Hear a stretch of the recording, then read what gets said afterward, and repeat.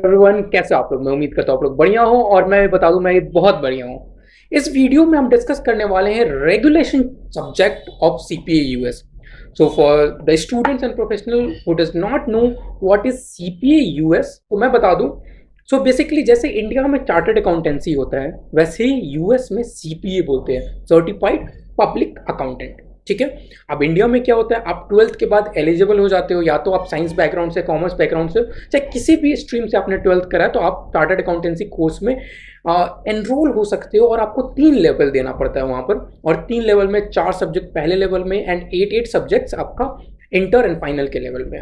Now what is different in CPA US is, आपका सिर्फ 4 subjects का एग्जामिनेशन होता है। वो 4 सब्जेक्ट, एक तो फाइनेंशियल रिपोर्टिंग के अराउंड, एक बिजनेस कम्युनिकेशन, एक ऑडिटिंग एंड एक रेगुलेशंस पे है। But the trick here is, आप ट्वेल्थ के बाद डायरेक्टली एलिजिबल नहीं होते इस एग्जामिनेशन के लिए। आपको ग्रेजुएशन या पोस्ट ग्रेजुएशन डिग्री चाहिए होता है, या तो आप इंडिया से चार्टर्ड अकाउंटेंसी हो, तभी भी ये एग्जामिनेशन आप दे सकते हो। बट इसका एक डिटेल्ड इवैल्यूएशन आपको एक्सपर्ट से करवाना पड़ता है। आप अपना मार्कशीट वगैरह सेंड करते हो, तो आपको प्रॉपर क्रेडिट्स इवैल्यूएशन होता है कि आपके पास इतने सफिशिएंट क्रेडिट्स है या नहीं है टू अपीयर फॉर एग्जामिनेशन। ठीक है। तो let's begin our video for regulation subject. अब रेगुलेशन सब्जेक्ट जैसे सारा ही सब्जेक्ट होता है, वैसे रेगुलेशन में भी आपको 75 मार्क्स मिनिमम लाना पड़ेगा to clear the examination. Alright. और इसमें 2 सेक्शन होता है, एक होता है एमसीक्यू बेस्ड और एक होता है टास्क बेस्ड सिमुलेशंस। ठीक है। सो एमसीक्यूज तो आपका नॉर्मल क्वेश्चन रहेगा और 4 ऑप्शन रहेगा। टीपीएस में आपका वो भी एमसीक्यूज ही होता है मोस्टली, बट उसमें क्या होगा, आपको पूरा प्रॉपर एक केस स्टडी दिया जाएगा। चाहे आपका लेट्स से अगर आपका फाइनेंशियल रिपोर्टिंग का सब्जेक्ट है, तो उसमें आपका एक फाइनेंशियल स्टेटमेंट बनाने दिया जाएगा कि एक फॉर्मेट है, चलो उसमें कौन सा आइटम कहाँ पर जाएगा वो पुट इन करो। सो वो एक केस स्टडी पैटर्न टाइप्स होगा। ऑलराइट। तो आपको स्क्रीन पर दिख रहा होगा, मैंने कुछ नोट्स बनाए हैं और वो नोट्स को हम डिस्कस करने वाले हैं। Alright guys, so I am assuming in this video कि आपको बेसिक लेवल ऑफ नॉलेज होगा टैक्स वगैरह के बारे में, इंडियन टैक्सेशन के बारे में एटलीस्ट थोड़ा सा नॉलेज होगा। That would be helpful, but still I will keep in mind कि आपके पास जीरो नॉलेज है। राइट। सो सबसे पहला टैक्स फॉर्मूला देखते हैं, क्योंकि आप जब भी जाओगे तो आपको ये देखना पड़ेगा आप किस इनकम पे टैक्स पे करने वाले हो। तो वो टैक्स इनकम कैसे निकालोगे, तो उसके लिए एक फॉर्मूला दिया हुआ है, that is gross income minus adjustments and then you arrive at adjusted gross income. So आपका ग्रॉस इनकम, फॉर एग्जांपल आप एम्प्लॉई हो तो आपको सैलरी मिलता होगा। ठीक है। आपका पैकेज है मान लो 12 लाख रुपए का, चाहे यूएस में मान लेते हैं $100,000 का आपका पैकेज है, तो that will be your gross income. ठीक है। उसके बाद आप बहुत सारे एडजस्टमेंट्स कर सकते हो, there could be some deductions which you can take directly. तो ये एडजस्टमेंट है, again we will discuss it later कि ये एडजस्टमेंट कैसे हो सकते हैं, कौन कौन से एडजस्टमेंट्स आपको एलिजिबल है। ऑलराइट। फिर आता है आपके पास एडजस्टेड ग्रॉस इनकम। अब ये एडजस्टमेंट लेने के बाद आपके पास क्या आएगा, एडजस्टेड ग्रॉस इनकम। एंड ये बहुत इंपॉर्टेंट एक फैक्टर होता है, क्योंकि एडजस्टेड ग्रॉस इनकम आपका बहुत जगह आप देखोगे एजीआई के बारे में डिस्कस किया हुआ है इन द रेगुलेशन सब्जेक्ट। तो एडजस्टेड ग्रॉस इनकम के बाद again you get a deduction, itemised deduction और स्टैंडर्ड डिडक्शन। सो आपके पास ऑप्शन है, या तो आप आइटम बाय आइटम अपने एक्सपेंसेस का डिडक्शन ले लो। कुछ एक्सपेंसेस एलिजिबल फॉर डिडक्शन होंगे, कुछ नहीं होंगे। तो एक तो या आइटमाइज डिडक्शन ले लो या स्टैंडर्ड डिडक्शन ले लो। अब जैसे कि इंडिया में होता है स्टैंडर्ड डिडक्शन के नाम पर जैसे एटीसी का डिडक्शन है, एटीडी का डिडक्शन है। ठीक है। तो वैसे ही यूएस में भी आपको या तो स्टैंडर्ड डिडक्शन ले सकते हो, बट इंडिया में आइटमाइज डिडक्शन का कोई कॉन्सेप्ट नहीं है। ऑलराइट। और ये आप ऑप्शन एवरी ईयर मॉडिफाई कर सकते हो। आप पूछो कि सर क्या अगर मैंने ईयर 1 में मैंने ये चूज करा कि मेरे लिए आइटमाइज डिडक्शन इज बेनिफिशियल, तो क्या मैं ईयर 2 ईयर 3 में जाकर चेंज नहीं कर सकता हूँ? कल को मुझे लगे ईयर 2 में जाकर कि मेरे लिए तो स्टैंडर्ड डिडक्शन बेनिफिशियल है, तो कैन आई चेंज और नॉट? तो आंसर इज बिल्कुल चेंज कर सकते हो। आप ईयर ऑन ईयर चेंज कर सकते हो। जिस ईयर में आपको आइटमाइज डिडक्शन बेनिफिशियल लगा, उस ईयर में आप आइटमाइज डिडक्शन ले लो। जिस ईयर में आपको ये लगेगा कि स्टैंडर्ड डिडक्शन इज बेनिफिशियल, उस ईयर में जाकर आप स्टैंडर्ड डिडक्शन ले सकते हो। So this is how it goes. Then you arrive at total income before QBI. ठीक है। Total income before QBI. इसके बाद आता है क्यूबीआई का डिडक्शन। सो क्यूबीआई बेसिकली क्या होता है, ये कुछ ऐसे एंटिटीज है जिसमें आपका पास थ्रू होता है इनकम, जैसे कि पार्टनरशिप्स। पार्टनरशिप्स में क्या होता है, पार्टनरशिप्स क्या होता है, अपने इनकम को पार्टनर्स पे पास ऑन कर देता है एंड पार्टनर्स पे द टैक्सेस। सो तो इसलिए इनका कुछ डिडक्शन मिलता है, क्योंकि पार्टनर्स जो होंगे, पार्टनर्स तो टैक्स पे करेंगे अपने प्रॉपर इनकम पे। So that is why there is a QBI deduction and उसमें एसकॉप भी आता है। तो इसमें आप इसको ये भी बोलते हैं flow through entities, flow through entities. So आपको क्यूबीआई का डिडक्शन मिलेगा and then you arrive at a taxable income.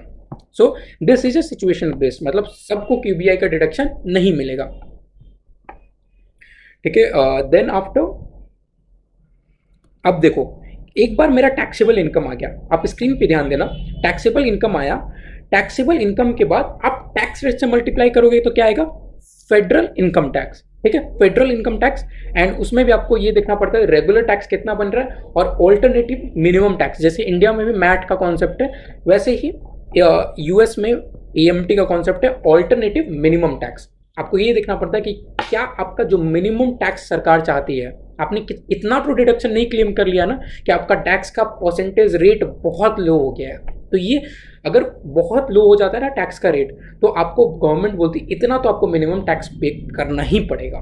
So that is alternative minimum tax. But the good news is कि अपने को सीपीए में ये नहीं पढ़ना है, ऑलराइट, ऑल्टरनेटिव मिनिमम टैक्स नहीं पढ़ना है। We need to only focus on regular tax. Regular tax क्या हुआ, आपने टैक्सेबल इनकम को सीधा सीधी टैक्स रेट से मल्टीप्लाई करा तो आपका रेगुलर फेडरल इनकम टैक्स आ गया, ठीक है। उसके बाद इसके साथ आप कुछ अदर टैक्सेस भी पे कर सकते हो, जैसे सेल्फ एम्प्लॉयमेंट टैक्स। जो सेल्फ एम्प्लॉयड होते हैं तो उनको सोशल सिक्योरिटी टैक्स पे करना पड़ता है। एंड देन आपका कुछ टैक्स क्रेडिट हो सकता है, ठीक है, कुछ टैक्स क्रेडिट्स आपको मिल सकता है। Again we will discuss in detail about कौन कौन से टैक्स क्रेडिट्स हो सकते हैं। एंड देन अल्टीमेटली आपने कुछ पेमेंट भी करा होगा, जैसे विथ होल्डिंग टैक्सेस होते हैं, इंडिया में टीडीएस बोलते हैं उसको, tax deducted as source, US में विथ होल्डिंग टैक्सेस बोलते हैं। सो कुछ भी ऐसा विथ होल्डिंग टैक्सेस वगैरह है तो वो आपका यहाँ से रिड्यूस हो जाएगा एंड अल्टीमेटली आपका जो अमाउंट निकल के आएगा या तो वो टैक्स ड्यू होगा या आपको रिफंड क्लेम करना पड़ेगा, ऑलराइट। सो अगेन अगर आपको देखना है तो ग्रॉस इनकम के बाद कुछ एडजस्टमेंट्स मिलेगा। उसके बाद आ गया adjusted gross income. Adjusted gross income में आप क्या करोगे, standard deduction and itemised deduction. वो करने के बाद आपका क्या आएगा, उसके बाद आप देखोगे टोटल इनकम बिफोर क्यूबीआई, ठीक है। उसमें से आप रिड्यूस करोगे क्यूबीआई में से क्वालिफाइड बिजनेस इनकम का deduction, alright. And then taxable income आएगा। टैक्सेबल इनकम में आप क्या करोगे, टैक्स रेट से मल्टीप्लाई करोगे तो फेडरल इनकम टैक्स आ जाएगा। फेडरल इनकम टैक्स आने के बाद आप अदर टैक्सेस को ऐड करोगे, जो भी टैक्स क्रेडिट है अगर आपके पास तो वो भी रिड्यूस कर दो, और जितना आपने पेमेंट ऑलरेडी कर दिया गवर्नमेंट को वो भी रिड्यूस कर दो, तो आपको टैक्स ड्यू या रिफंड आ जाएगा। अब जो टैक्स रेट होता है that is based on the filing status of the person filing, ठीक है। टैक्स रेट जो होगा वो फाइलिंग स्टेटस के बेस पे होगा। अब हम ये फाइलिंग स्टेटस भी पढ़ने वाले हैं। अब फ्रेंड्स एंड स्टूडेंट्स, क्या हो सकता है, अब जो टैक्स क्रेडिट है वो दो टाइप का हो सकता है, refundable tax credit and non refundable tax credit. अब इसका मतलब क्या है, अगर आप ध्यान से देखना, refundable tax credit and non refundable. Refundable मतलब कि अगर मान लो आपका टैक्स बनता है, अगर आपका टैक्स बनता है $1000 का, ठीक है, और आपके पास टैक्स क्रेडिट है $1200, तो क्या होगा, टैक्स है बनता है $1000, आपके पास टैक्स क्रेडिट पड़ा हुआ है $1200। अब मान लो ये रिफंडेबल टैक्स क्रेडिट है तो आपको $200 का जो एक्सेस है उसका तो रिफंड मिल जाएगा। अगर ये नॉन रिफंडेबल है तो ये लैप्स हो जाएगा, मतलब आपको टैक्स तो कुछ नहीं पे करना पड़ेगा but you will not get a refund of that excess $200, ठीक है, इसको बोलते हैं नॉन रिफंडेबल। अब इसके बाद आता है इंडिविजुअल के बारे में हम पढ़ने वाले हैं, ठीक है। इंडिविजुअल को अपना टैक्स रिटर्न फाइल करना पड़ता है, दैट इज फॉर्म 1040, ठीक है। यूएस में इसको बोलते हैं 1040। आप ये मतलब ये मत बोलना 1040, होने के लिए 1040 है, बट व्हेन यू से यू शुड स्पीक लाइक 1040। तो फॉर्म 1040 में आपको ये रिटर्न फाइल करना है। अब किसको फाइल करना है, क्या सभी को फाइल करना पड़ेगा income tax return? The answer is no.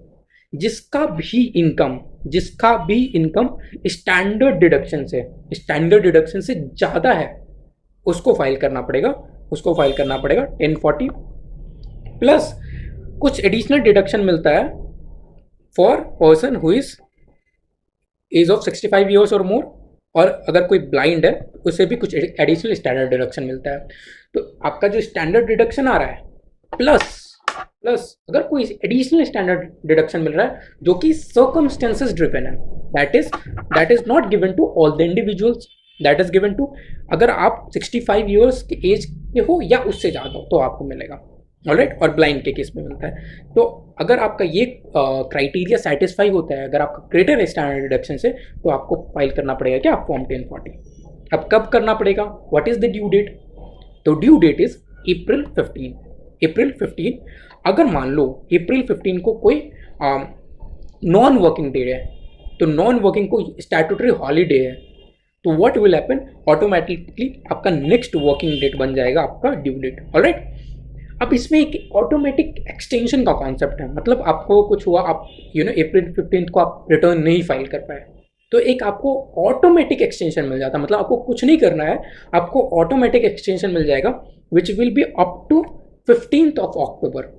अब इसमें तो आप बोलोगे बहुत ही बढ़िया बात है, मतलब फिर तो कोई भी अप्रैल 15 को तो फाइल करेगा ही नहीं ना, क्योंकि अप्रैल 15 के बाद डायरेक्टली आपको अक्टूबर 15 तक का ऑटोमेटिक एक्सटेंशन मिलता है। बट यहाँ पे गवर्नमेंट क्या बोलती है, बेटा तुम रिटर्न तो फाइल कर लेना 15 ऑफ अक्टूबर को, बट जो पेमेंट ऑफ टैक्सेस है ना, पेमेंट ऑफ टैक्सेस अपने को अप्रैल 15 को ही चाहिए, नहीं तो अपन इंटरेस्ट निकाल देंगे, इंटरेस्ट लगा देंगे तुम्हारे टैक्सेस पे। So payment of taxes still has to be by 15th of April। You can go and file return by October 15। ठीक है, रिटर्न फाइलिंग के लिए एक्सटेंशन मिल रहा है, टैक्स पेमेंट के लिए एक्सटेंशन नहीं मिल रहा है, this is point to be noted, alright. अब आता है फाइलिंग स्टेटस। हमने क्या बोला था, फाइलिंग स्टेटस के हिसाब से आपको बहुत चीज़ें देखना पड़ता है, और एक तो हमने बोला था टैक्स रेट के बारे में, कि टैक्स रेट भी डिपेंड करता है किस चीज़ पे, फाइलिंग स्टेटस। सो नॉर्मली जो आप फाइलिंग स्टेटस देखते हो वो आप देखते हो 31 दिसंबर को, ठीक है, 31 दिसंबर लास्ट डे। सो पहला फाइलिंग स्टेटस है सिंगल, जब आप सिंगल रिटर्न फाइल करते हो। सिंगल रिटर्न कब फाइल करोगे, जब आप अनमैरिड हो या लीगली सेपरेटेड हो, आपका डिवोर्स हो गया है। अब क्योंकि यूएस वगैरह में ये काफ़ी कॉमन है डिवोर्स एंड ऑल, वहाँ पे डिवोर्स रेट हायर होता है in comparison to India. India में आपको ऐसा कभी भी टैक्स वगैरह में नहीं मिलेगा डिवोर्स्ड और लीगली सेपरेटेड, क्योंकि अब क्या होता है, लॉ जो बनता है वो देख कर बनता है, रियलिस्टिक लॉ बनता है, सर्कमस्टेंसेस को देख कर बनता है। तो बिकॉज इंडिया में इतना ये सब नहीं होता है divorce and all, so India में आपको यूजुअली लॉ में ये डिवोर्स का रेफरेंस नहीं मिलेगा, चाहे लीगली सेपरेशन का रेफरेंस नहीं मिलेगा। बट आप जब रेगुलेशन पढ़ोगे ना, तो यहाँ पे आपको बहुत ज़्यादा इसका डिवोर्स या लीगल सेपरेशन का ये रेफरेंस मिलेगा, ऑलराइट। तो सिंगल रिटर्न आप कब फाइल करोगे, आप तब फाइल करोगे अगर आप सिंगल हो, मतलब अनमैरिड हो, या फिर आप लीगली सेपरेटेड हो। अब ये कब देखोगे, मान लो मैं मैरिड हूँ एंड मेरा डिवोर्स हो जाता है, for example I am married and मेरा डिवोर्स हो जाता है 15th नवंबर को, 15th नवंबर को डिवोर्स हो जाता है। अब क्या होगा कि मैं most of the part of year I am married, उसके बाद आई एम अनमैरिड, तो क्या होना चाहिए, क्या हम मेजॉरिटी देखेंगे कि majority of the part of the year I was married? The answer is no. आपको क्या देखना पड़ेगा, आपको ये देखना पड़ेगा कि जो 31 दिसंबर है, जो 31 दिसंबर है उस दिन आप क्या थे, आपको 31 दिसंबर की रात के 12 बजे आपको स्टेटस देखना पड़ेगा। आपका मान लो डिवोर्स 11:59 को हो जाता है, तो आप सिंगल हो, तो आप सिंगल रिटर्न फाइल करोगे।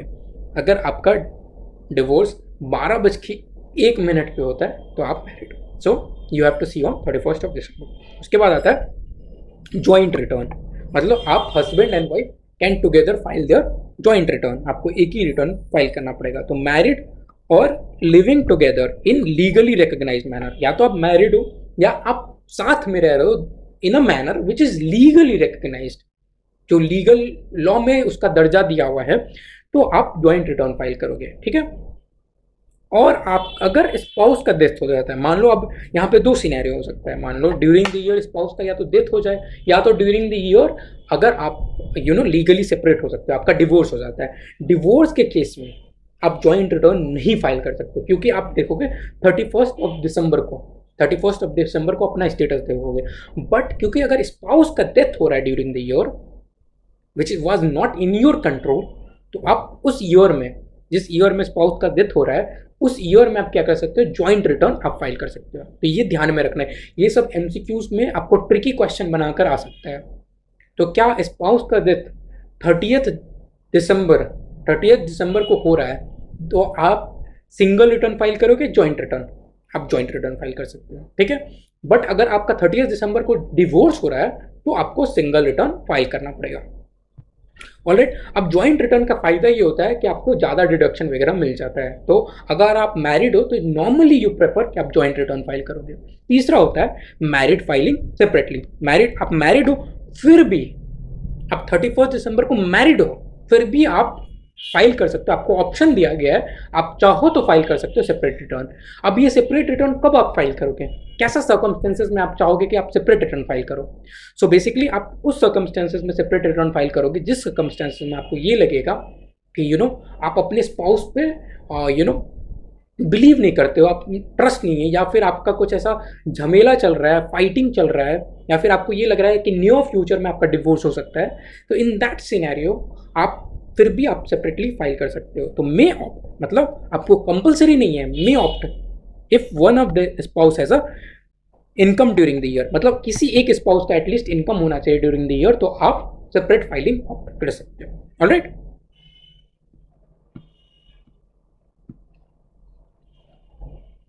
उसके बाद तीसरा जो सिनेरियो है that is qualifying widower with dependent child. Qualifying widower with dependent child, ये अगेन ये फाइलिंग स्टेटस है, इसमें अगेन आपको कुछ बेनिफिट्स मिलता है, तो इसलिए आपको ये देखना इंपॉर्टेंट है। Qualifying widower with dependent child, so basically इसका बेनिफिट क्या होता है कि आपको बेटर टैक्स स्लैब मिलता है, बेटर टैक्स स्लैब मिलता है। एंड इसमें अब जैसे क्या होता है कि मान लो आपके स्पाउस का डेथ हो गया, ठीक है, आपके स्पाउस का ड्यूरिंग द ईयर डेथ हो गया। अब स्पाउस का डेथ हो गया, बट आपके पास बच्चा तो है जिसका आपको टेक केयर करना पड़ रहा है, उसका पूरा हाउस होल्ड लिविंग कॉस्ट वगैरह आपको बियर करना पड़ रहा है। तो उस केस में आप ये वाला स्टेटस चूज कर सकते हो। तो अब इसका कुछ कंडीशन है, मतलब आपको इससे बेटर टैक्स स्लैब मिलता है, बट इसका कुछ कंडीशन है। तो कंडीशन क्या है, dependent child should stay for whole year. अब इसमें आपका एक की पॉइंट क्या होगा, W would be your key point, मतलब आपको dependent child should stay for whole year together, मतलब जो भी टैक्सेबल पर्सन है, जो लिविंग स्पाउस है, उसके साथ पूरे साल जो भी डिपेंडेंट चाइल्ड है उसको रहना पड़ेगा। और आप रीमैरी नहीं कर सकते हो, आप वापस शादी नहीं कर सकते हो।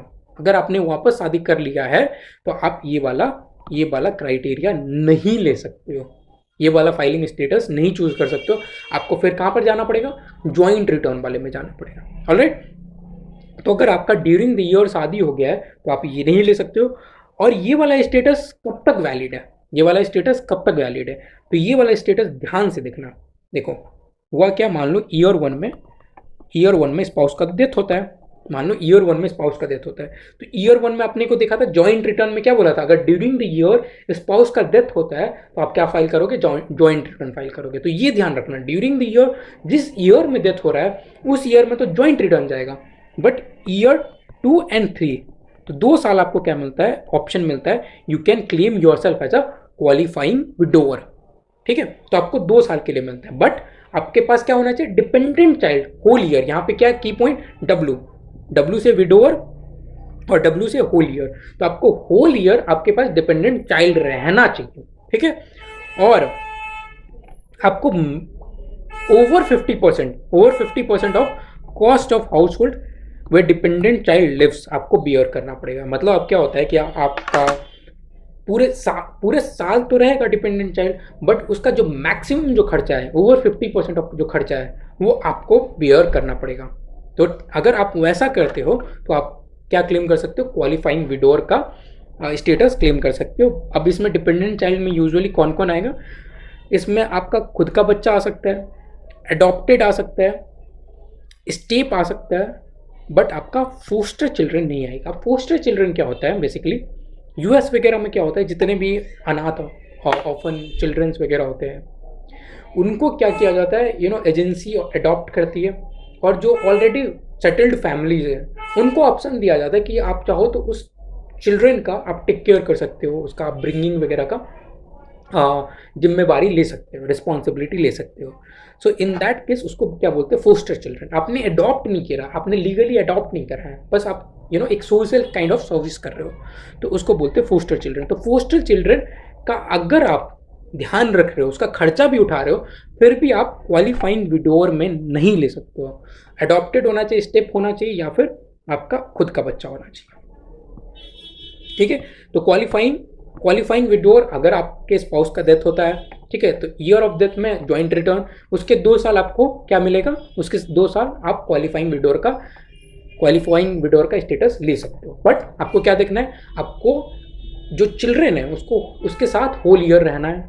ठीक है, principal place of residence same होना चाहिए, और आपका मोर देन 50% ऑफ खर्चा आपको उठाना है। ठीक है, उसके बाद आता है head of house hold. Head of house hold में आपका वाइडर टैक्स ब्रैकेट्स होता है।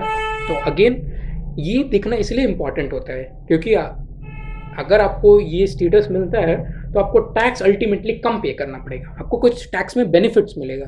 सो इट इज़ इम्पॉर्टेंट कि अब इसमें क्योंकि आपको बेनिफिट्स मिलेगा तो इसके साथ साथ आपका कंडीशंस भी अटैच होकर आया है। तो हेड ऑफ हाउस होल्ड में आपको वाइडर टैक्स ब्रैकेट्स रहता है, मतलब आपको टैक्स कम पे करना पड़ेगा, बट इसके लिए अगेन बहुत सारे कंडीशंस हैं। तो पहला कंडीशन क्या है, एलिजिबिलिटी आपको देखना है। अगर आप क्वालिफाइंग विडोअर के लिए एलिजिबल हो, अगर आप क्वालिफाइंग विडोअर क्लेम कर रहे हो, तो आप हेड ऑफ हाउस होल्ड में आपका दरवाजा बंद हो चुका है, हेड ऑफ हाउस होल्ड वाला दरवाजा बंद हो चुका है। अगर आप अनमैरिड हो या लीगली सेपरेटेड हो तो आप ले सकते हो। अनमैरिड हो मतलब सिंगल वाले केस में आप ले सकते हो। मैरिड हो, यहाँ पे थोड़ा कट गया, यहाँ पे married but lived apart for greater than 6 months, 6 months या उससे ज़्यादा अगर आपने सेपरेटली रहा है, आप मैरिड हो बट 6 महीने या उससे ज़्यादा अगर आपने सेपरेटली रहा है तो आपको ये वाला मिल जाएगा। तो आप 31 दिसंबर को आप देखोगे कि क्या 6 महीने से ज़्यादा लिव्ड अपार्ट रहा है कि नहीं, सेपरेटली रहे हैं कि नहीं रहे कपल्स। तो अगर रहे हैं तो भी आप इस सिनेरियो में आ सकते हो, और नॉन रेजिडेंट एलियन को नहीं मिलेगा। तो आपको यहाँ पे ये देखना है कि किस में मैंने टिक लगाया और किस में क्रॉस लगाया है। तो ठीक है, qualifying widower and non resident alien को नहीं मिलेगा। अगर आप सिंगल हो मिल जाएगा, अगर आप मैरिड हो बट आप 6 महीने से ज़्यादा अलग रहे हो तो भी आपको मिल जाएगा। अब इसमें क्या है कि आप कुछ डिपेंडेंट्स का खर्चा उठाते हो तो आपको हेड ऑफ हाउस होल्ड, मतलब आपका डिपेंडेंट्स है, आपके ऊपर बहुत लोग डिपेंडेंट है और उनका क्योंकि आप खर्चा उठा रहे हो तो आप हेड ऑफ हाउस होल्ड, नाम से समझो ना, हेड ऑफ हाउस होल्ड। ठीक है, तो यहाँ पे क्या बोलता है कि आप मेंटेन करते हो ऐसे हाउस होल्ड को जहाँ पे डिपेंडेंट रहते हैं, ऐसे हाउस होल्ड को जहाँ पे डिपेंडेंट रहते हैं और आप ऑफकोर्स खुद भी रहते हो, और उसका मोर देन 50% खर्चा आप उठाते हो, more than over half of the cost आप उठा रहे हो लिविंग का, तो आप यहाँ पर हेड ऑफ हाउस होल्ड में आ सकते हो। नाउ अब आपका डिपेंडेंट में कौन कौन आएगा, क्या डिपेंडेंट में सभी लोग आ जाते हैं जिसको भी आप रख रहे हो, जिसको भी आप पाल रहे हो? The answer is no. तो सबसे पहले आता है क्वालिफाइंग चिल्ड्रन। अब क्वालिफाइंग चिल्ड्रन आपको देखना है, देखो आपको एक तो साथ में रहता है कितना दिन तक, over half of the year. अब यहाँ पे ट्रिकी पॉइंट क्या है, जब अपन ने क्वालिफाइंग विडोर पढ़ा था तो वहां पे जो डिपेंडेंट चाइल्ड था उसको हमने बोला था होल टैक्सेबल ईयर साथ में रहना, होल टैक्सेबल ईयर साथ में रहना। बट यहाँ पे क्या बोलता है, over half of the year, यहाँ पे 6 महीने का आपको देखना है। अगर over half of the year अगर आपका चिल्ड्रेन, जो डिपेंडेंट चिल्ड्रेन है वो साथ में रह रहा है, और उसका आप खर्चा उठा रहे हो, मोर देन हाफ खर्चा उठा रहे हो, जितना पीरियड रह रहा है उस पीरियड में अगर मतलब मैक्सिमम खर्चा अगर आप उठा रहे हो तो आप ये हेड ऑफ हाउस होल्ड वाला क्वालिफिकेशन ले सकते हो। तो यहाँ पे ये देखना है चिल्ड्रन कौन हो सकता है, अपना भी हो सकता है, अडॉप्टेड भी हो सकता है, स्टेप भी हो सकता है, फोस्टर भी हो सकता है। तो यहाँ पे अगेन एक ट्रिकी पॉइंट क्या है कि फोस्टर चिल्ड्रन क्वालिफाइंग विडोर में नहीं था, यहाँ पे फोस्टर चिल्ड्रन कवर्ड है। ठीक है, फोस्टर चिल्ड्रन यहाँ पे कवर्ड है। तो आपको ये देखना है क्वालिफाइंग जो चाइल्ड है वो आपके साथ ही रहना पड़ेगा, but more than half of year. ठीक है, पूरे साल रहने का जरूरत नहीं है। फादर और मदर, अगेन यहाँ पे एक ट्रिकी पॉइंट क्या है कि यहाँ पे आपको लिविंग टुगेदर का रिक्वायरमेंट नहीं है। मतलब मम्मी पापा आपके साथ नहीं भी रहे, मान लो you are staying in a house, but for example if your parents का तबीयत नहीं ठीक है और वो नर्सिंग होम में रह रहे हैं, नर्सिंग होम में रह रहे हैं और वहाँ पर आप क्या कर रहे हो, over half of the expenditure आप उनका मेंटेन कर रहे हो। ठीक है, तो वो साथ में नहीं रह रहे हैं, फिर भी आप क्या कर सकते हो, उनको यहाँ पर डिपेंडेंट के कैटेगरी में कवर कर सकते हो। ठीक है, चिल्ड्रन के लिए ये नहीं है, चिल्ड्रन कहीं और रहेगा, नहीं मिलेगा।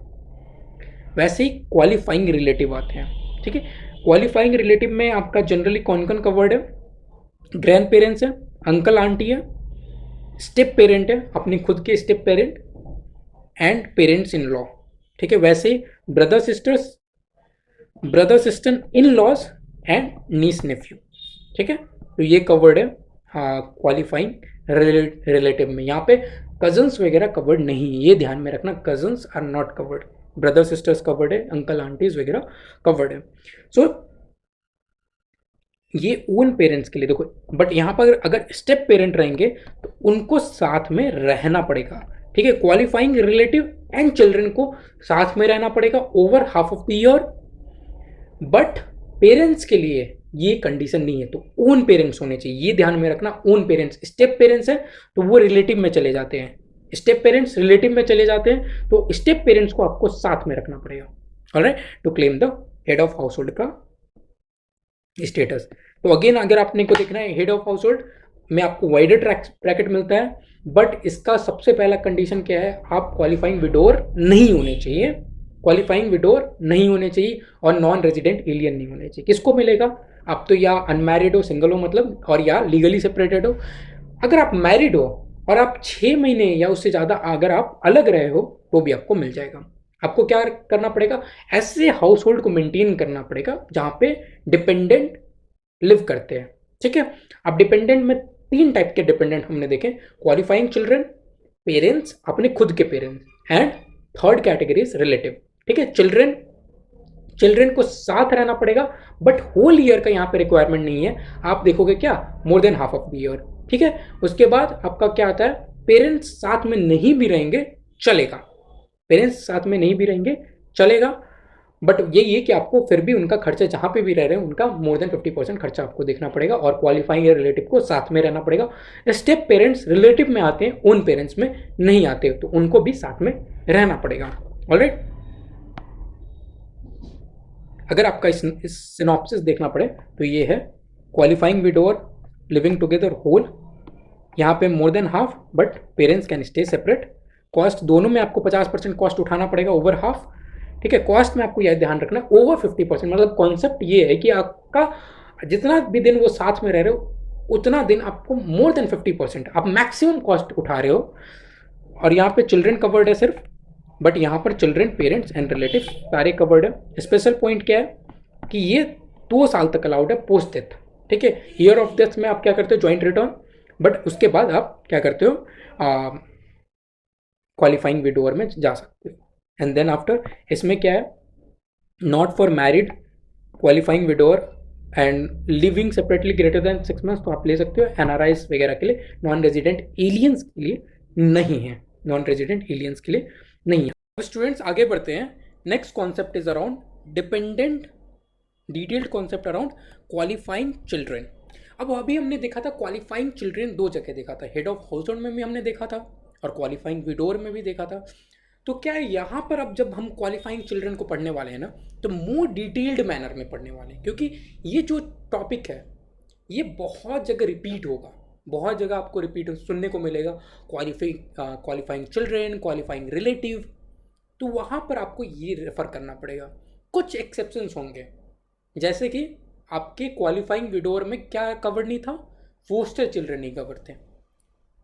ऑलराइट, क्वालिफाइंग विडोर में क्या था कि आपको साथ रहना पड़ेगा पूरे साल। हेड ऑफ हाउस होल्ड में था मिनिमम 6 मंथ्स आपको साथ रहना पड़ेगा। ऑलराइट, तो कुछ एक्सेप्शंस होंगे, बट एक जनरल एक ब्रॉड ओवरव्यू देखने वाले हम क्वालिफाइंग चिल्ड्रन का। सो यहाँ पे आपका जो निमोनिक्स है दैट इज कियर्स, तो सी से क्लोज रिलेटिव होना चाहिए। जो आपका चिल्ड्रन है दैट इज क्लोज रिलेटिव। कैसे? आपका या तो सन या डॉटर होना चाहिए, या आपका ब्रदर या सिस्टर। अब सन, डॉटर, ब्रदर, सिस्टर अगर स्टेप भी हैं तो भी चलेगा, और इनके डिसेंडेंट होने चाहिए।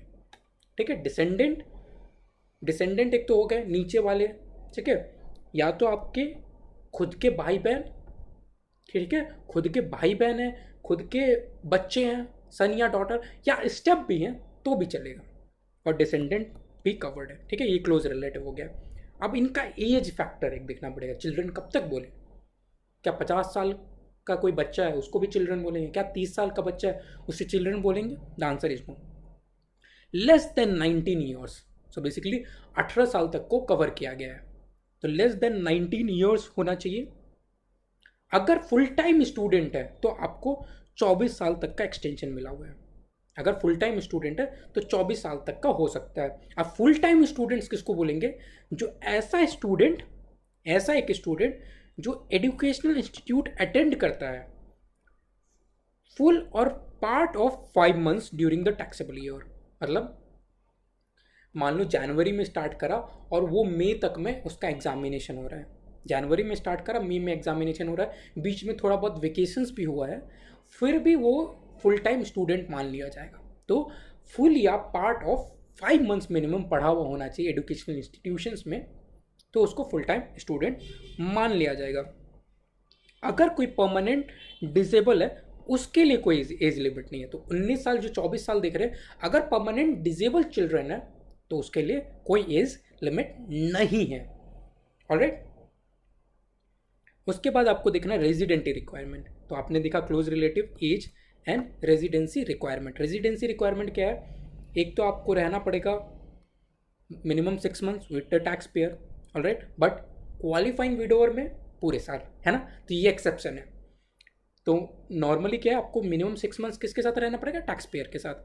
सिटीजन ऑफ यूएस या तो होना पड़ेगा, या रेजिडेंट ऑफ यूएस, या कनाडा, या मेक्सिको। रेजिडेंट ऑफ 3 कंट्री हो सकता है, यूएस, कनाडा, मेक्सिको, या आपको सिटीजन होना पड़ेगा यूएस का। तो अगर आप ये 4 क्राइटेरिया में फिट इन करते हैं तभी आप क्वालिफाइंग चाइल्ड बोले जाओगे। And not filed joint return.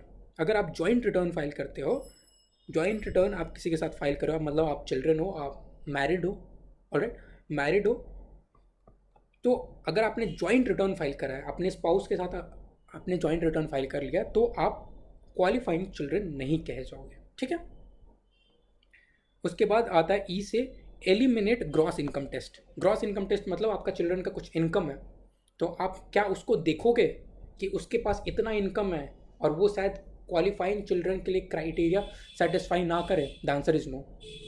कितना भी अगर वो कुछ परफॉर्म करके, कुछ स्टेज परफॉर्मेंस वगैरह करके, बच्चे करते हैं ना, कुछ स्टेज परफॉर्म करके कुछ इनकम कमा लिए, तो वो इनकम है भी तो फ़र्क नहीं पड़ता है। ठीक है, इनकम है भी तो फ़र्क नहीं पड़ता है। ये आपको देखना पड़ेगा, सबको टेस्ट देखना पड़ेगा कि less than 50% of own cost born, मतलब चिल्ड्रन जो अपना जो खर्चा उठा रहा है ना, मान लो इसका एक एग्जांपल देता हूँ। मान लो एक बच्चे का खर्चा जो है वो $20,000 है, वो कमा रहा है मान लो $30,000। अब $30,000 में ये 5,000 अपने पे स्पेंड कर लेता है। ठीक है, और ये जो 15,000 है ना, इसके खर्चे, टोटल खर्चा 20,000 है, 5,000 तो खुद से बॉर्न कर रहा है, बट रिमेनिंग 15,000 ये क्या करते हैं, इसके या तो ग्रैंड पेरेंट्स या इनके खुद के पेरेंट्स बॉर्न कर रहे हैं, मतलब खुद नहीं बियर कर रहे हैं, ग्रैंड पेरेंट्स या पेरेंट्स वगैरह कोई भी बियर कर रहे हैं, तो क्या ये क्वालिफाइंग चाइल्ड बोला जाएगा कि नहीं बोला जाएगा? द आंसर इज बोला जाएगा, क्योंकि ये खुद से less than 10%, less than 50%, sorry, less than 50% खुद से अपने आप का कॉस्ट बियर कर रहा है। तो ये देखना है खुद से कितना कॉस्ट बियर कर रहा है। अगर वो खुद से लेस देन और इक्वल्स टू 50% अपना कॉस्ट बियर कर रहा है, तो उसको क्वालिफाइंग चिल्ड्रन बोल दिया जाएगा।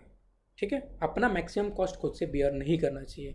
रिमेनिंग कॉस्ट कौन बियर कर रहा है उससे फ़र्क ज़्यादा नहीं पड़ता है, ये देखना है कि अपना कॉस्ट वो यहाँ पे अगर मान लो $11,000 खुद से बियर करता तो ये क्वालिफाइंग चिल्ड्रन नहीं बोला जा सकता था। तो यहाँ पर आपको क्या देखना है, पहला तो क्लोज रिलेटिव में हमने देख लिया process, alright, son daughter step भी चलेगा, डिसेंडेंट, ठीक है।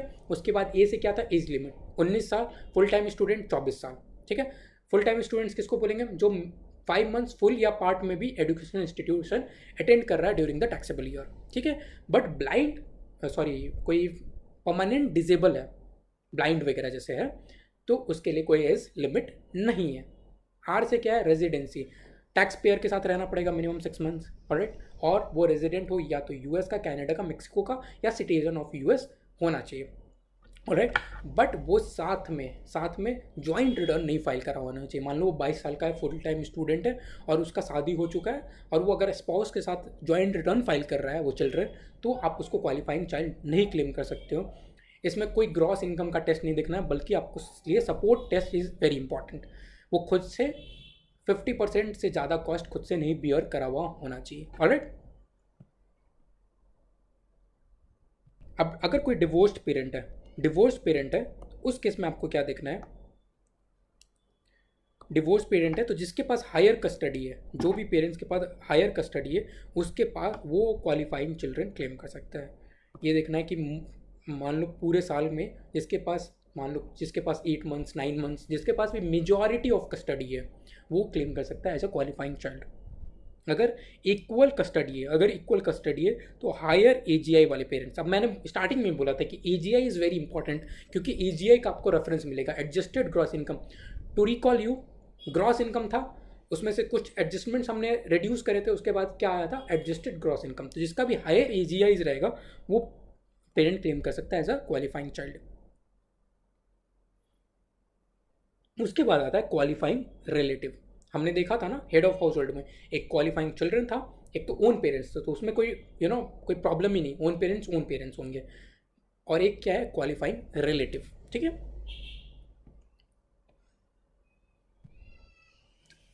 इसको हम क्यू आर से बोल सकते हैं। तो पहला तो सपोर्ट है, सपोर्ट आपका अगेन ग्रेटर देन 50% आपको सपोर्ट देना पड़ेगा उस रिलेटिव को, उसका कॉस्ट आप बियर कर रहे हो, ठीक है। दूसरा केस क्या हो सकता है, मल्टीपल सपोर्ट है। मान लो आप कोई अंकल है, ठीक है, अंकल है, अब अंकल के 3 भतीजे हैं, ऑलराइट, ए बी सी, आप ए हो, आप टैक्स पेयर ए हो। अब इसका कॉस्ट 20% ए बियर कर रहा है, इसका कॉस्ट 30% बी बियर कर रहा है, और इनका कॉस्ट 15% सी बियर कर रहा है। टोटल में कितना सपोर्ट अपने अंकल को मिल रहा है, 65%, ऑलराइट। तो टोटल में क्या हो रहा है, टोटल में ए बी सी मिलकर मैक्सिमम सपोर्ट दे रहे हैं अंकल को, क्वालिफाइंग रिलेटिव को, बट इंडिविजुअली कोई भी 50% नहीं दे रहा है। अब क्वेश्चन यहाँ पे अराइज होता है, क्या ये जो अंकल है, ये ए के लिए क्वालिफाइंग रिलेटिव होंगे या नहीं होंगे, क्या इन बी के लिए क्वालिफाइंग रिलेटिव होंगे या नहीं होंगे। तो ये ए बी सी एक मल्टीपल सपोर्ट अग्रीमेंट में इंटर कर सकते हैं, बोल सकते हैं कि ओके हम तीनों मिलकर सपोर्ट प्रोवाइड करेंगे ग्रेटर देन 50%, ठीक है, विच इज 65%, और हम तीनों में से एक जना इनको as a qualifying relative claim कर लेंगे। तो इसमें चाहे तो ए या बी या सी क्वालिफाइंग रिलेटिव क्लेम कर सकते हैं, ठीक है। बट जो भी उस क्वालिफाइंग रिलेटिव क्लेम कर रहा है उसका मिनिमम 10% सपोर्ट होना चाहिए। मान लो यहाँ पर सी का अगर सिर्फ 5% सपोर्ट होता, मान लो सी का सिर्फ 5% सपोर्ट होता है, तो टोटल में तो ग्रेटर देन 50% हो गया क्योंकि 55% है, ठीक है। बट सी डिस्क्वालीफाई हो जाएगा क्लेम करने के लिए, ए या बी ही क्लेम कर सकते हैं, या तो ए क्लेम करेगा या तो बी क्लेम करेगा, ऑलराइट। तो टू और more taxpayer greater than 50% support provide करेगा, one of them can mutually, आप एक आपस में डिस्कस करके, एक आपस में अग्री करके, म्यूचुअल सपोर्ट अग्रीमेंट इसलिए बोलते हैं, क्लेम कर सकते हैं क्वालिफाइंग रिलेटिव। बट जो भी क्लेम कर रहा है उसको मिनिमम 10% सपोर्ट प्रोवाइड करना ही पड़ेगा। अब यहाँ पे हमने क्या देखा था, क्वालिफाइंग चिल्ड्रन में कोई भी क्रॉस इनकम टेस्ट नहीं देखा था, बट यहाँ पे आपको क्रॉस इनकम लिमिटेशंस है। जो क्वालिफाइंग रिलेटिव है उनका इनकम लेस देन 4400 होना चाहिए। अब ये ईयर ऑन ईयर चेंज होता है, ये 2022 का होगा। तो जो क्वालिफाइंग रिलेटिव है, जिसको आप क्वालिफाइंग रिलेटिव क्लेम करना चाहते हो, उनका इनकम $4400 से कम होना चाहिए। बेसिकली ये होता है जितना भी एग्जेम्प्ट अमाउंट होता है ना, उसको रख देते हैं, मतलब जिस पे आपको नॉर्मली टैक्स नहीं पे करना पड़े, उस थ्रेशोल्ड को रख देते हैं कि आपका उससे ज़्यादा इनकम नहीं होना चाहिए। मतलब ये है ना कि आप जिसको आप क्वालिफाइंग रिलेटिव क्लेम कर रहे हो, वो उसके पास सफिशेंट इनकम नहीं है कि वो खुद को सपोर्ट कर सके, तभी तो आप उसको क्वालिफाइंग डिपेंडेंट में लेकर जा रहे हो, आप उनका कॉस्ट पेयर कर रहे हो। ऐसा नहीं होना चाहिए कि कोई जिनके जो सेल्फ सफिशिएंट है और उनको आप क्वालिफाइंग रिलेटिव, क्वालिफाइंग डिपेंडेंट बोल रहे हो। अगर सेल्फ सफिशिएंट है तो आप खुद का ख्याल, खुद का कॉस्ट खुद ही बियर करो ना। उस केस में आप क्या नहीं कर सकते हो, उस केस में आप क्वालिफाइंग रिलेटिव नहीं क्लेम कर सकते हो। तो जो भी रिलेटिव है उसका इनकम लेस देन $4400 हो सकता है। ये चेंज होता है ईयर ऑन ईयर, बट जब तक ये $4000 से $5000 के बीच में, आप समझ जाना कि ये एग्जेम्पशन लिमिट है। जहाँ पे भी आपका मान लो $10,000 $15,000 दिखा, तो उस केस में क्वालिफाइंग रिलेटिव नहीं क्लेम कर सकते हो, ठीक है। एक तो ये हो गया। बट अगर कोई सोशल सिक्योरिटी इनकम है या कोई टैक्स एग्जेम्प्ट इनकम है, जैसे कि इंटरेस्ट या स्कॉलरशिप, कोई टैक्स एग्जेम्प्ट इनकम है जैसे कि इंटरेस्ट या स्कॉलरशिप, तो आप उसको हटा सकते हो। मतलब ये 4400 में आप इंक्लूड नहीं भी करोगे तो चलेगा। मान लो टोटल इनकम है $10,000, बट इसमें से $7,000 ऐसा है जो कि टैक्स एग्जेम्प्ट इंटरेस्ट है, टैक्स एग्जेम्प्ट इंटरेस्ट है, तो आपका जो एक्सक्लूडिंग अमाउंट बनता है $3,000, which is less than this amount, तो आप क्वालिफाइंग रिलेटिव क्लेम कर सकते हो, alright. Precludes from filing joint return, ठीक है। आप जॉइंट रिटर्न नहीं फाइल कर सकते, जो क्वालिफाइंग रिलेटिव है वो जॉइंट रिटर्न नहीं फाइल कर सकते हैं unless there is no tax liability in joint return, alright. और सिर्फ citizen, only citizen can claim, मतलब सिटीजन और जो भी आपका resident of Mexico US and Canada था वही क्लेम कर सकते हैं। अभी अपन ने देखा चिल्ड्रन के केस में यूएस, कनाडा एंड मैक्सिको का रेजिडेंट या सिटीजन ऑफ यूएस, ऑलराइट। तो ये सेम एज क्वालिफाइंग चिल्ड्रन है। उसके बाद रिलेटिव्स का जनरल डेफिनेशन हमने ऑलरेडी देख लिया था। और इसमें एक और चीज़ है, क्वालिफाइंग रिलेटिव में, क्वालिफाइंग रिलेटिव में एक और चीज़ है कि आप उसको भी क्वालिफाइंग रिलेटिव क्लेम कर सकते हो। एक ऐसा बंदा है जो एक्चुअल में आपका रिलेटिव नहीं है बट आपके साथ ही रहता है और आप उसका खर्चा उठा रहे हो, आपको सपोर्ट दे रहे हो, ठीक है। अगर stage for entire taxable year, आपके साथ पूरे टैक्सेबल ईयर साथ में रहता है, नॉन रिलेटिव है, however won't qualify for head of house hold. अब हेड ऑफ हाउस होल्ड में क्या देखा था हमने 3 जने को देखा था, क्वालिफाइंग चिल्ड्रन, ठीक है, पेरेंट्स या क्वालिफाइंग रिलेटिव। अब क्वालिफाइंग रिलेटिव का जब हमने डिग डाउन करा था तो क्या था, अंकल वगैरह थे, वहाँ पे क्या भी था, कोई भी नॉन रिलेटेड पर्सन नहीं, जैसे कि कजन्स वगैरह को भी इंक्लूड नहीं करा गया था। तो वहाँ पे डिफाइंड कर दिया था कि यही पर्सन को आप क्लेम कर सकते हो एज अ क्वालिफाइंग रिलेटिव। यहाँ पर क्या बोल रहा है, क्वालिफाइंग रिलेटिव में आप नॉन रिलेटिव पर्सन को भी क्लेम कर सकते हो, नॉन रिलेटेड पर्सन को भी इंक्लूड कर सकते हो, ऑलराइट। बट आपको रहना पड़ेगा इंटायर टैक्सेबल ईयर साथ में, इंटायर टैक्सेबल ईयर आपको साथ में रहना पड़ेगा, ऑलराइट। तो क्वालिफाइंग रिलेटिव को अगर आप बोले तो यहाँ पे निमोनिक से सपोर्ट में आप ग्रेटर देन 50%, या तो मल्टीपल सपोर्ट अग्रीमेंट देखोगे, बट मल्टीपल सपोर्ट अग्रीमेंट में greater than as a whole greater than 50% होना चाहिए मिनिमम। जो क्लेम कर रहा है पर्सन उस वो 10% सपोर्ट प्रोवाइड करना चाहिए। ठीक है। ग्रॉस लिमिटेशंस आपका इनकम जो क्वालिफाइंग रिलेटिव है उसका इनकम 4400 से ज़्यादा नहीं होना चाहिए, बट जो इनकम है उसमें आप एक्सक्लूड करोगे social security income, tax exempt interest या स्कॉलरशिप। ठीक है। जॉइंट रिटर्न नहीं फाइल करना चाहिए। ठीक है। और सिर्फ सिटीजन्स को मिलेगा, यूएस का citizens and resident of US, Canada, Mexico. Ultimately या तो आपका रिलेटिव होना चाहिए या आपका टी से क्या है जो स्टे करता है टैक्स पेयर के साथ स्टे करता है, बट एंटायर ईयर स्टे करते हैं। ठीक है। Non related person. तो ये तो अपना हो गया qualifying children and qualifying relative. अब अल्टीमेटली आपका आता है ग्रॉस इनकम, जो हमने स्टार्टिंग में देखा था ग्रॉस इनकम, वो डिस्कस करते हैं ग्रॉस इनकम में क्या आएगा क्या नहीं आएगा। ठीक है। ग्रॉस इनकम में क्या आता है क्या नहीं आता है वो देखते हैं अपन। सो फ्रेंड्स एंड स्टूडेंट्स, पहला चीज़ यहाँ पे ग्रॉस इनकम में क्या बोला जाता है, जब भी कोई अमाउंट टैक्सेबल होगा तो आप देखोगे इनकम फेयर मार्केट वैल्यू पे। जब आप इनकम में इंक्लूड करोगे किसी भी चीज़ को तो फेयर मार्केट वैल्यू देखोगे, बट जब कोई नॉन टैक्सेबल अमाउंट है और उसको आप एक्सक्लूड कर रहे हो तो नेट बुक वैल्यू देखोगे। ठीक है। इनकम तो है ही नहीं तो नन, बट उसका बेसिस क्या होगा एक्सक्लूड करने का, नेट बुक वैल्यू।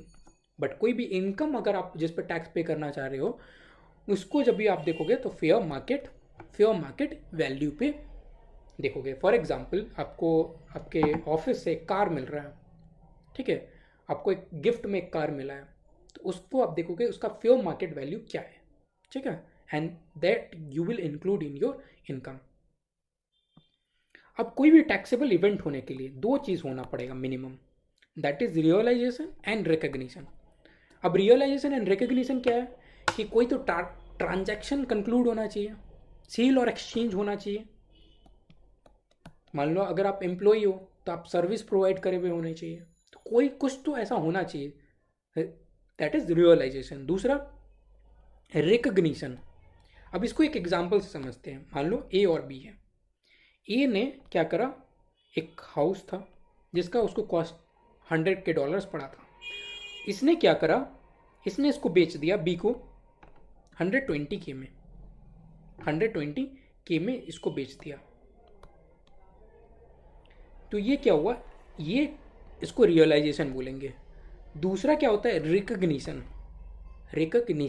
रिकग्निशन क्या हुआ, इसने गेन को रिकग्नाइज करा, $20K का गेन को रिकग्नाइज करा। अब इसको 20K पे टैक्स पे करना पड़ेगा। एक दूसरा एग्जांपल एज्यूम करते हैं, आपके पास स्टॉक्स पड़ा है, आपके डीमैट अकाउंट में स्टॉक्स पड़ा है।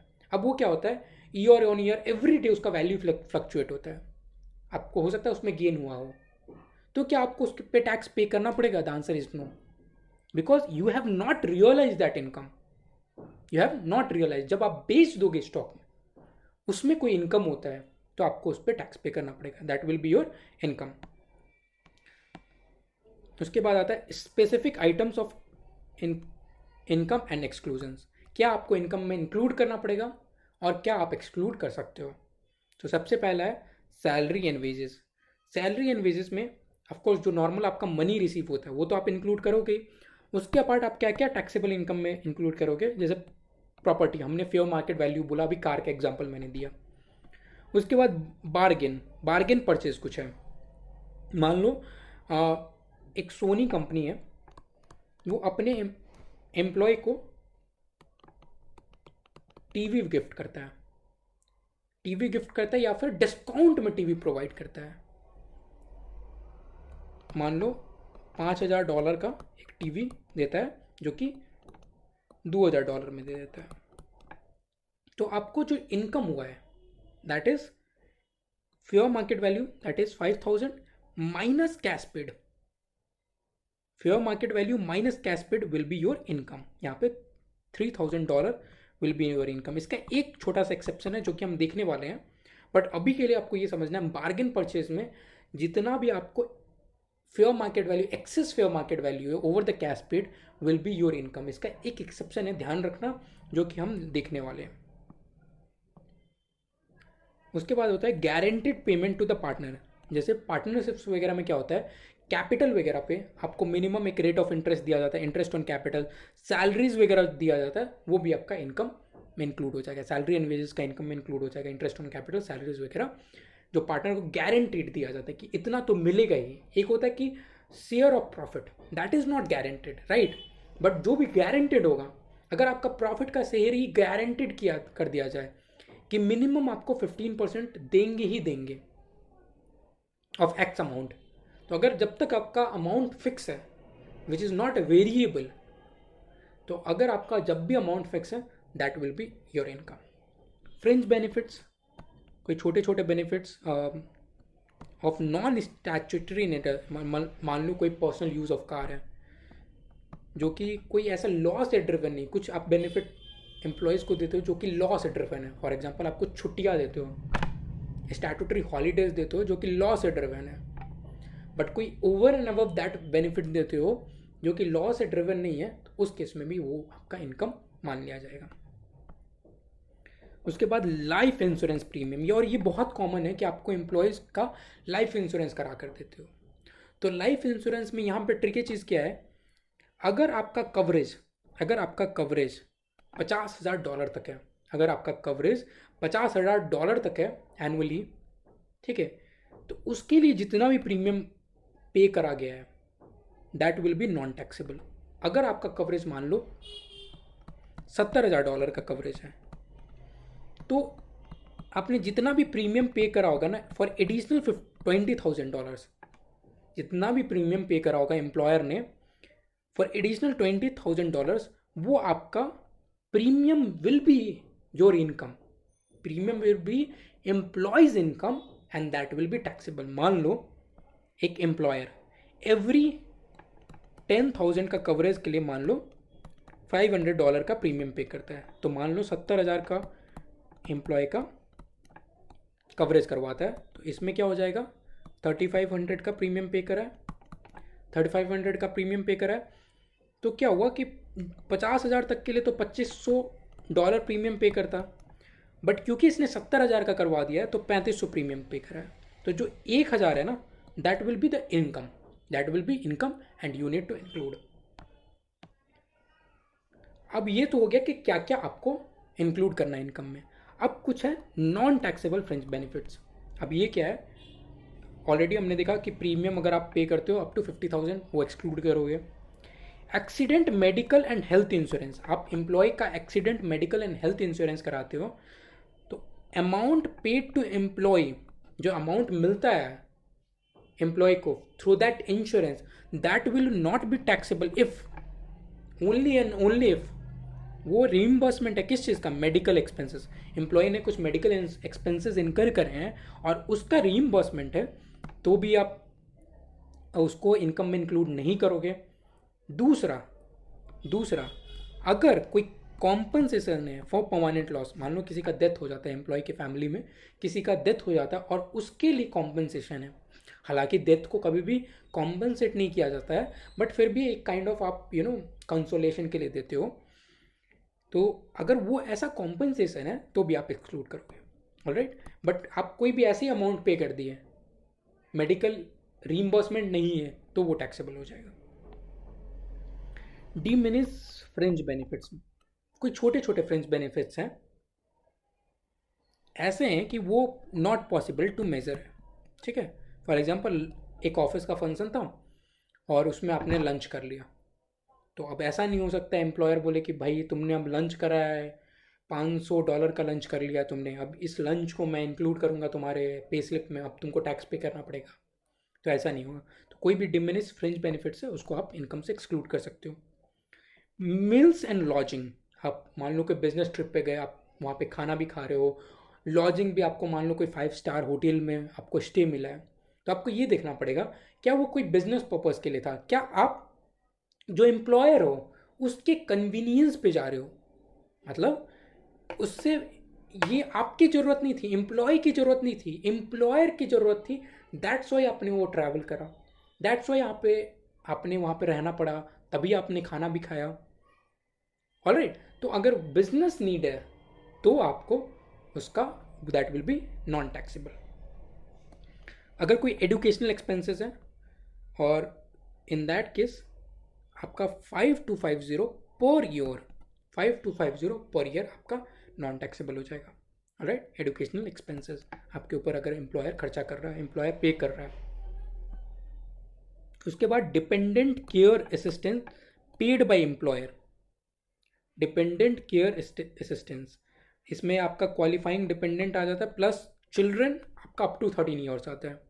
ठीक है, तो डिपेंडेंट केयर असिस्टेंस अगर एम्प्लॉयर प्रोवाइड कर रहा है अप टू $10,500 तो वो भी आपका नॉन टैक्सेबल है।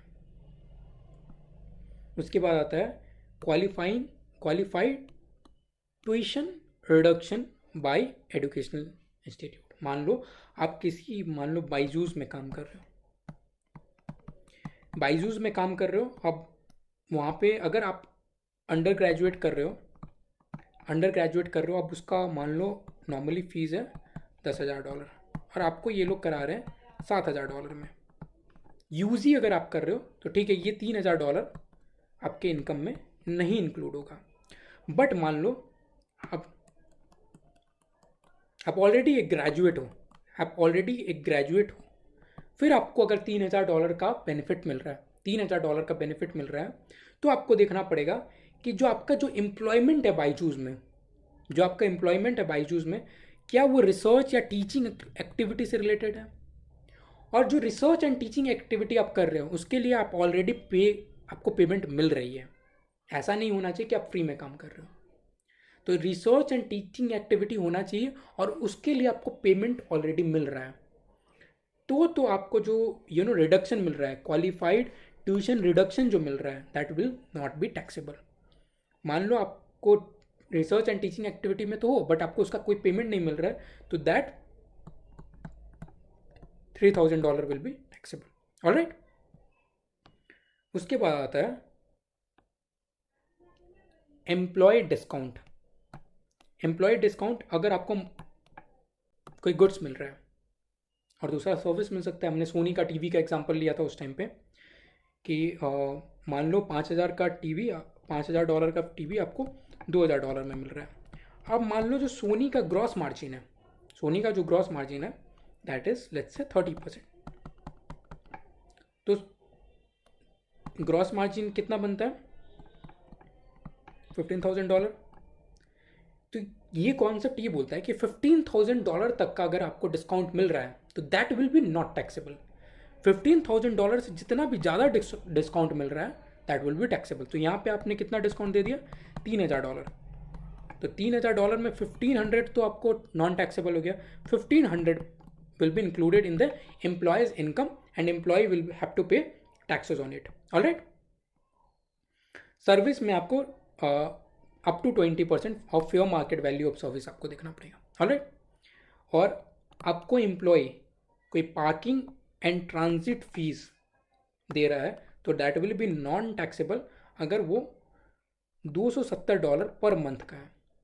आप जा रहे हो, ऑफिस जा रहे हो, आप गाड़ी लेकर जा रहे हो, ठीक है, आपको पार्किंग एंड टोल फीस वगैरह मिलता है। ट्रांजिट फीस मतलब टोल फीस वगैरह अगर लगता है तो $270 तक आपको टैक्सेबल नहीं होगा अगर आपका एम्प्लॉयर पे कर रहा है।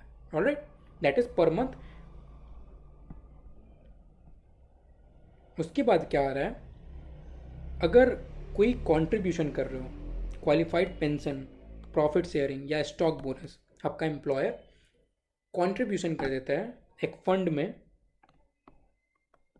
जब फंड में आपका कंट्रीब्यूशन कर रहा है, क्वालिफाइड पेंशन या तो हो सकता है या कोई प्रॉफिट शेयरिंग है या स्टॉक बोनस है, तो जब फंड एक बनाया, तो जब फंड में गया तो that contribution would be exempt, but जब डिस्ट्रीब्यूशन उस फंड में से कर रहा है, ठीक है, जब एम्प्लॉयर डिस्ट्रीब्यूट कर रहा है तो जो अर्लियर एग्जेम्प्ट अमाउंट था, मान लो अब इस फंड को किसी बॉन्ड्स वगैरह में इन्वेस्ट कर दिया तो इस पर इंटरेस्ट वगैरह भी आया होगा, इंटरेस्ट डिविडेंड्स वगैरह आ सकता है। तो जो अर्लियर एग्जेम्प्ट अमाउंट था प्लस इस पर जो इनकम अर्न हुआ, तो जो भी अर्लियर एग्जेम्प्ट अमाउंट प्लस जो इनकम अर्न है वो टैक्सेबल हो जाएगा ऑन द डिस्ट्रीब्यूशन। तो जब तक फंड में कंट्रीब्यूशन है, एम्प्लॉय को एक्चुअली नहीं रिसीव हो रहा है, तब तक तो वो टैक्सेबल नहीं होगा। मान लो एम्प्लॉयर ने एक सेट असाइड कर लिया कि ठीक है, हर एक ईयर 5% जितना भी हम प्रॉफिट कमाते हैं हम एम्प्लॉयज़ में बांट देंगे, बट अभी नहीं बांटेंगे, जो भी एम्प्लॉयज़ 5 साल के बाद रहेगा उनमें बांटेंगे। ऑलराइट, तो जब फंड में कंट्रीब्यूशन हो रहा है उस टाइम पे एम्प्लॉयज़ के हैंड में टैक्सेबल नहीं होगा। अब 5 साल के बाद जब वो प्रॉफिट को डिस्ट्रीब्यूट कर रहे हैं, तो जब एक्चुअल रिसीव कर रहे हैं, जो भी एम्प्लॉयज़ एक्चुअली उसे रिसीव कर रहे हैं, तो वो टैक्सेबल हो जाएगा। ऑलराइट, उसके बाद है फ्लेक्सिबल स्पेंडिंग अरेंजमेंट। अब ये होता क्या है, आप कुछ प्री टैक्स इनकम आप सेट असाइड कर सकते हो for your health care purposes. किस चीज़ के लिए? Health care, qualified dependent care वगैरह, और उससे एसोसिएटेड एडमिन कॉस्ट वगैरह के लिए। ठीक है, आप सेट असाइड कर सकते हो एक प्लान में, फ्लेक्सिबल स्पेंडिंग अरेंजमेंट प्लान में आप सेट असाइड कर सकते हो योर प्री टैक्स इनकम। ठीक है, तो आप जो ग्रॉस इनकम है उसी में से सेट असाइड कर सकते हो, उसमें आपको टैक्स नहीं पे करना पड़ेगा।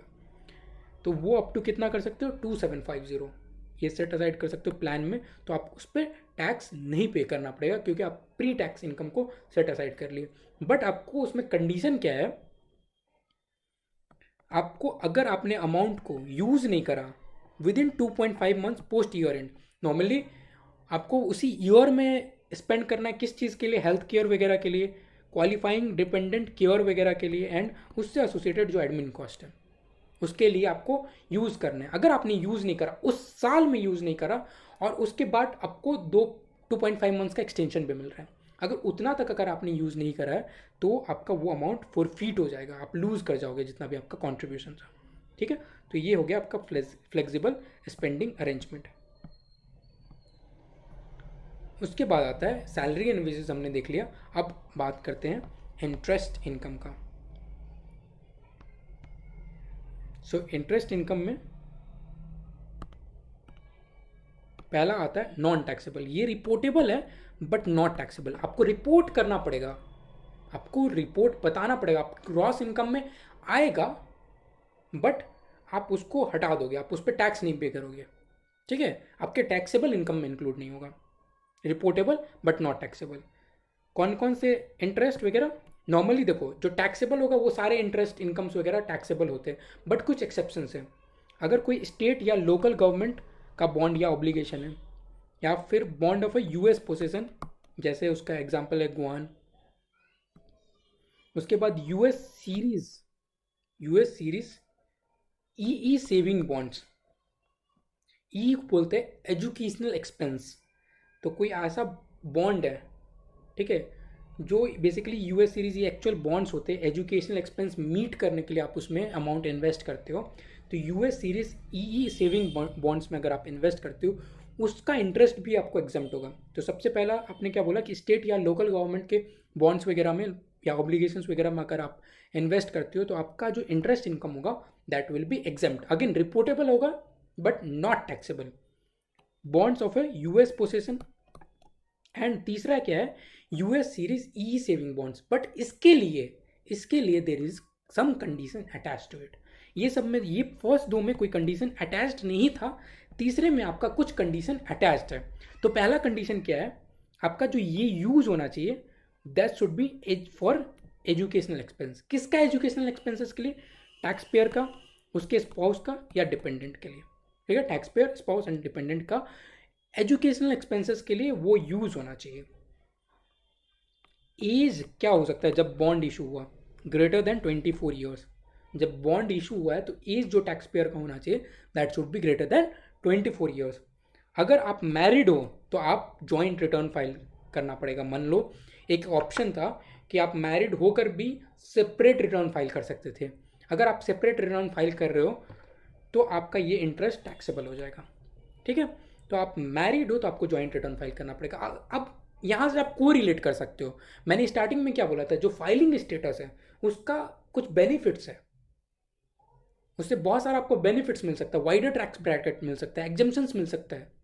तो यहाँ पर क्या हुआ, जॉइंट रिटर्न का एक फ़ायदा क्या है कि आपका ई सेविंग बॉन्ड्स का जो भी इंटरेस्ट होगा that could get exempt, right. उसके बाद exemption phased out on reaching certain level of income.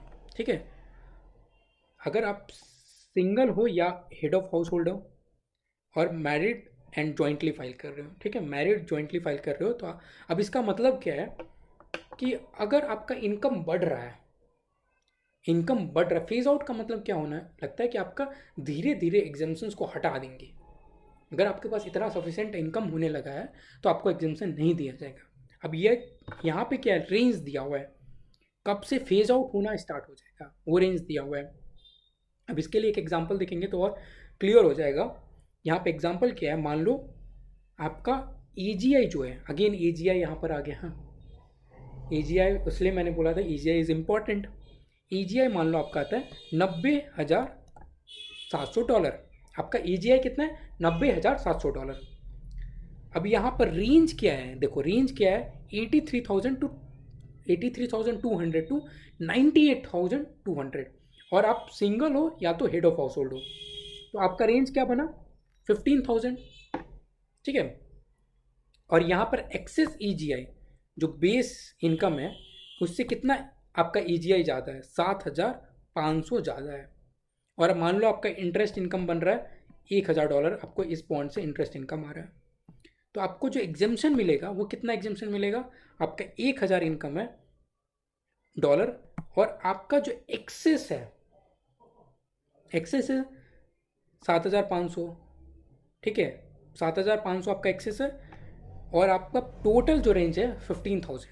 तो आपको जो एग्जेम्पशन मिल जाएगा that will B 50% and 50% will be taxable. मतलब जैसे आपने ये 80,200 का इनकम रीच करा सिंगल या हेड ऑफ हाउस होल्ड के केस में, वैसे ही आपका इंटरेस्ट टैक्सेबल होना स्टार्ट हो जाएगा। और जैसे आप 98,200 रीच करोगे ना, आपका पूरा ही इंटरेस्ट इनकम टैक्सेबल होगा। तो 83,200 से 98,200 के बीच में आपका परसेंटेज बेसिस पे टैक्स होगा। जितना आप उसके नज़दीक पहुंचोगे 98,200 के, जितना भी आप नज़दीक पहुंचोगे वैसे ही वैसे आपका हायर परसेंटेज ऑफ टैक्सेशन लगेगा। तो इसका अगर आपको एक फॉर्मूला बनाना पड़े तो अगर सिंगल या हेड ऑफ हाउस होल्ड हो तो आपका हाईएस्ट कितना है, 98,200, ठीक है, 98,200 है। उसमें आपको देखना पड़ेगा एक्चुअल ईजीआई कितना है, ठीक है, डिवाइडेड बाय 15,000। तो एग्जेम्पशन विल बी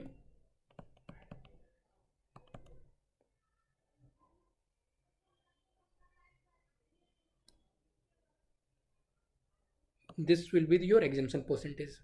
तो हमारा केस में क्या था, 98,200 माइनस 90,700 डिवाइड बाई 15,000, तो आपका 50% एग्जेम्पशन हो जाएगा, ठीक है। और दूसरा इसी का एक ऑल्टरनेटिव फॉर्मूला क्या बना सकते हैं, taxable AGI minus 83,200 divide by 15,000, तो इससे आपका टैक्सेबल परसेंटेज आ जाएगा। तो कोई भी यूज़ कर लो, सेम ही फॉर्मूला है, ऑलराइट। और सिमिलर तरीके से आप मैरिड जॉइंटली में भी आप फॉर्मूला ड्राइव कर सकते हो। यहाँ पर आपका क्या हो जाएगा, 1,54,000 हो जाएगा, 1,54,800, और डेनोमिनेटर में हो जाएगा आपका 30,000, ऑलराइट।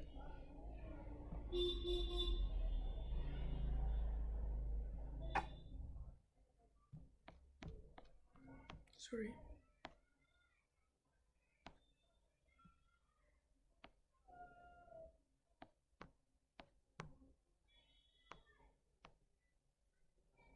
आज का लास्ट कॉन्सेप्ट है forfeited interest. Forfeited interest again simple topic है, बट यहाँ पे देखेंगे, मान लो एक एफडी है 10%, आपने एफडी में इन्वेस्ट करा है, और वहाँ पे कंडीशन ये था कि आपको मिनिमम 5 ईयर्स तक इन्वेस्टेड रहना है, मिनिमम 5 ईयर्स तक इन्वेस्टेड रहना है। आपने $100,000 इन्वेस्ट करा है, बट आपको पैसे की जरूरत पड़ी और आपने 3 साल में इसको क्लोज कर दिया, you have close the FD, pre mature FD in 3 years. अब बैंक ने क्या करता है, यूएस में बैंक्स क्या करते हैं, पहले तो आपको पूरा इंटरेस्ट क्रेडिट कर देंगे। आपका इंटरेस्ट कितना बनता है 3 साल के लिए, $30,000, और वो क्रेडिट करने के बाद वापस डेबिट कर देते हैं पेनल्टी। मान लो आपको पेनल्टी लग गया 2% के रेट पे, $6,000 का पेनल्टी लग गया क्योंकि आपने प्री क्लोजर करा है। तो आपका ग्रॉस इनकम क्या हो जाएगा, ग्रॉस इनकम आपका 3,000 हो जाएगा। और जो एडजस्टमेंट हम दिखाते हैं ना एजीआई से पहले एडजस्टमेंट, उसमें आप 6,000 को एज अ एडजस्टमेंट क्लेम कर सकते हो और आपको सिर्फ $24,000 पे ही टैक्स पे करना पड़ेगा। मतलब आपको ये ध्यान रखना है यहाँ पर, आप जब एजीआई दिखाओगे, एक्चुअल आपका इनकम क्या है, आपका इनकम एक्चुअल में तो $30,000 आपको इंटरेस्ट मिला और आपको पेनल्टी लग गया 6,000 का, तो आपका एक्चुअल इनकम तो $24,000 ही है, राइट। तो आपका क्वेश्चन यहाँ पे ये होगा, क्यों ना मैं सीधा ग्रॉस इनकम को ही $24,000 दिखा दूँ and my adjustment would be nil, और सीधा एजीआई आ गया 24,000। The answer is no. Regulation क्या बोल रहा है, रेगुलेशन ये बोल रहा है कि आप पूरा इनकम को दिखाओ यहाँ पर, और जो भी आपको पेनल्टी लग रहा है वो आप एज एन एडजस्टमेंट क्लेम कर लो $6,000, ऐसे शो करना पड़ेगा। This should be your presentation in your return. Alright, so this was the last concept. एक बार क्विकली देख लेते हैं कि आज हमने इस लेक्चर में हमने क्या क्या डिस्कस करा, and then we will wrap this session up.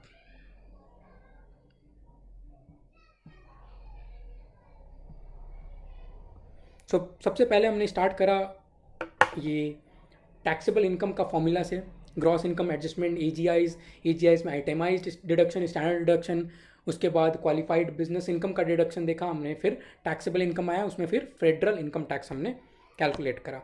Alright, उसके बाद इंडिविजुअल को 1040 का फाइल करना पड़ेगा, स्टैंडर्ड डिडक्शन से ज़्यादा इनकम है, एंड ब्लाइंड एंड उसके लिए blind and 65 years of age के लिए एडिशनल डिडक्शन होता है। अप्रैल 15 का ड्यू डेट है, बट आपको ऑटोमेटिक एक्सटेंशन मिल जाता है रिटर्न फाइलिंग के लिए सिर्फ अक्टूबर 15 तक का, बट आपको पेमेंट ऑफ टैक्स फिर भी अप्रैल 15 तक ही करना है। फाइलिंग स्टेटस में सिंगल रिटर्न देखा, जॉइंट रिटर्न देखा हमने, और मैरिड को भी ऑप्शन है कि वो साथ सेपरेट फाइल कर सकते हैं। क्वालिफाइंग विडोअर में आपका कोई डिपेंडेंट चाइल्ड है, साथ में रह रहा है पूरे साल और आप उसका मैक्सिमम कॉस्ट उठा रहे हो, तो qualifying widower next 2 years. Alright, उसके बाद आता है head of house hold. Head of house hold में 3 कौन कौन कवर्ड है, children, parent and relative. Children and relative को मिनिमम 6 मंथ्स साथ में रहना पड़ेगा।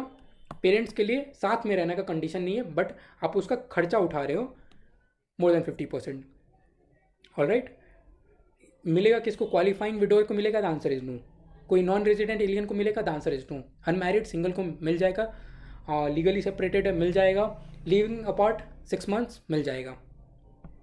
उसके बाद हमने देखा था क्वालिफाइंग चाइल्ड। क्वालिफाइंग चाइल्ड में केयर्स में क्लोज रिलेटिव होना चाहिए, ठीक है, क्लोज रिलेटिव होना चाहिए। एज का लिमिट हमने देखा था 19 साल से छोटा, अगर फुल टाइम स्टूडेंट है तो 24 साल तक चला जाएगा, कोई परमानेंटली डिजेबल है तो कोई एज लिमिट नहीं है। रेजिडेंसी में मिनिमम 6 मंथ्स टैक्स पेयर के साथ रहना चाहिए। उसमें क्या है एक और चीज़ कि या तो citizen of US, resident of US, Canada and Mexico. Alright, उसके साथ हमने ये देखा था अगर मैरिड है तो जॉइंट रिटर्न नहीं फाइल कराना चाहिए। ग्रॉस इनकम से हमें फ़र्क नहीं पड़ता है, बट क्या है सपोर्ट, जो चिल्ड्रन खुद का जो सपोर्ट कर रहा है, जो चिल्ड्रन खुद का जो सपोर्ट कर रहा है वो लेस देन 50% होना चाहिए, ठीक है। बट इसमें आपका स्कॉलरशिप इनकम इंक्लूड नहीं होता है। मान लो कोई अपना स्कॉलरशिप इनकम से वो खुद का सपोर्ट कर रहा है तो वो परसेंटेज ऑफ सपोर्ट आप हटा दोगे, ठीक है।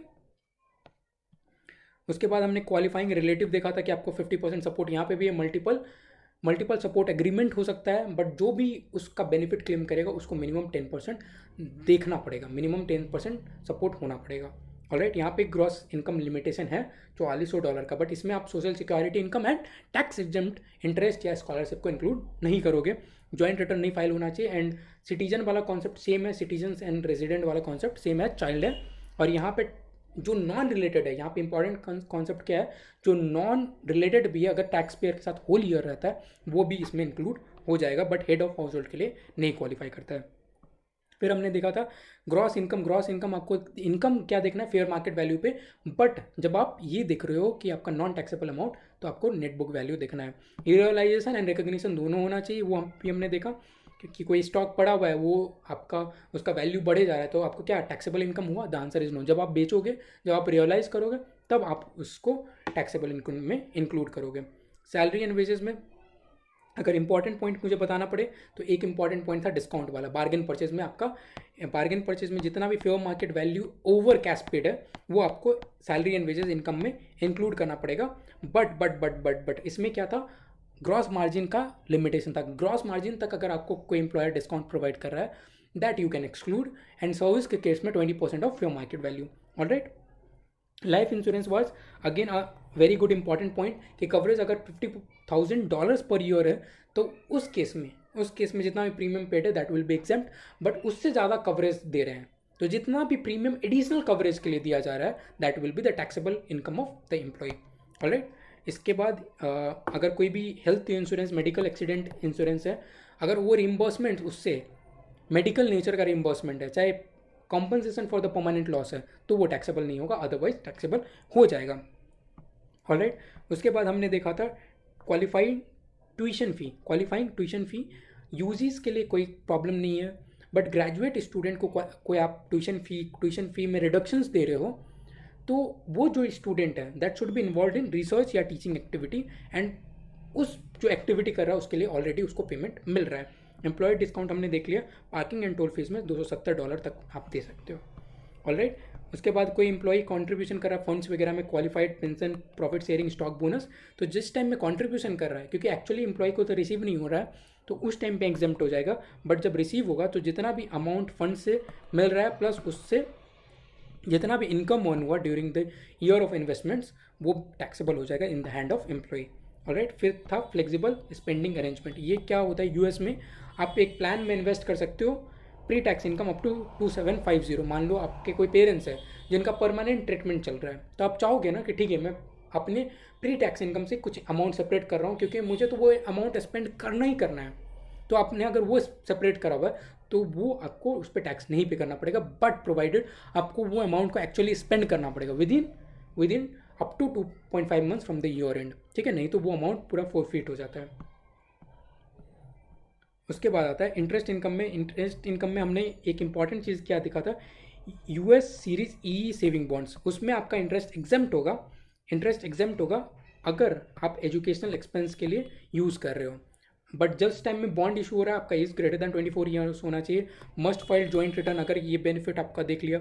उसके बाद एग्जिम्पशन फेज आउट होता है, फेज आउट मैनर में परसेंटेजेस वगैरह में आपका एक इनकम लेवल जब रीच होने लगता है तो आपका ये एग्जिम्पशन भी फेज आउट होने लगता है, इसका भी हमने एग्जाम्पल देखा। और एक और इम्पॉर्टेंट कॉन्सेप्ट फॉरफिटेड इंटरेस्ट, अगर आपका कोई इंटरेस्ट फोरफिट होता है, आपको कोई पेनल्टी लग जाता है, हमने एफडी का एग्जांपल देखा, तो उसमें आपको सेपरेटली शो करना है, आपको टैक्स तो नेट अमाउंट पे ही पे करना है, बट आपको जब प्रेजेंटेशन वाइज रिटर्न में ग्रॉस इंटरेस्ट जो आपको रिसीव हुआ वो आपको ग्रॉस इनकम में आ जाएगा, एडजस्टमेंट में जितना भी पेनल्टी लगा वो आपको शो करना पड़ेगा। So this is what we discussed in today's lecture. I hope आपको समझ में आया हो। कोई भी क्वेरी है तो to please comment in the comment box. दूसरा, आप मुझे इधर भी रीच आउट कर सकते हो, ये मेरा ईमेल एड्रेस है surayatharth न्यूमेरिक8@gmail, ठीक है, यहाँ पे भी रीच आउट कर सकते हो, पोस्ट कर सकते हो question, and I will definitely answer to that as soon as possible. अगर आपको समझ में आया, अगर आपको लगा ये वीडियो हेल्पफुल है तो please give it a big fat thumbs up, subscribe करना ना भूलें, and also please hit the bell icon for the latest updates. Thank you so much, bye bye and take care.